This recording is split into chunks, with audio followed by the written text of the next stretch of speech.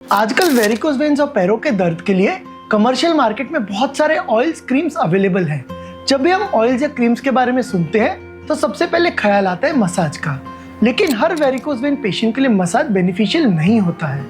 और अगर मैं कहूँ कि गलत तरीके से मसाज करने से वेरिकोज वेन के पेशेंट को नुकसान हो सकता है, मसाज करने के कई सारे रिस्क हो सकते हैं। सबसे पहला होता है वेन रप्चर, क्योंकि वेरिकोज वेन्स में फूली हुई पतली और फ्रेजाइल नसें होती हैं और अगर वो गलत तरीके से दबाई जाती हैं तो वो फट सकती है और उसमें से ब्लीडिंग हो सकता है।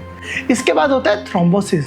गलत डायरेक्शन में या फिर वेन पे डायरेक्ट प्रेशर देने से वेन्स के अंदर क्लॉट बन सकते हैं और वो फैलने के बाद डीवीटी का रूप भी ले सकते हैं। इसके अलावा इन्फ्लेमेशन। कई केसेस में हमने देखा है कि मसाज के बाद पेशेंट को पैरों में दर्द होता है, उनका पैर लाल हो जाता है और सूजन होती है। ये सभी सिम्टम्स को फ्लेबाइटिस बोलते हैं, जो कि काफ़ी कॉमन है।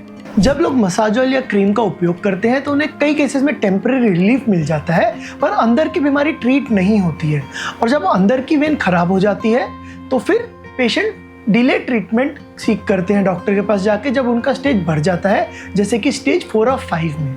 तो अब सवाल आता है कि मसाज करें और फिर कैसे करें। तो हल्के हाथों से वेन के अराउंड ऊपर की तरफ डायरेक्ट करते हुए मसाज करें और डायरेक्ट प्रेशर वेन पे अप्लाई करने से बचें। याद रखिए, वेरिकोज वेन में मसाज सिर्फ टेम्परेरी रिलीफ देता है, पर कई रिस्क के साथ। तो स्पेशलिस्ट की सलाह लें, अपनी वेन्स की केयर करें और सही इलाज करवाएं।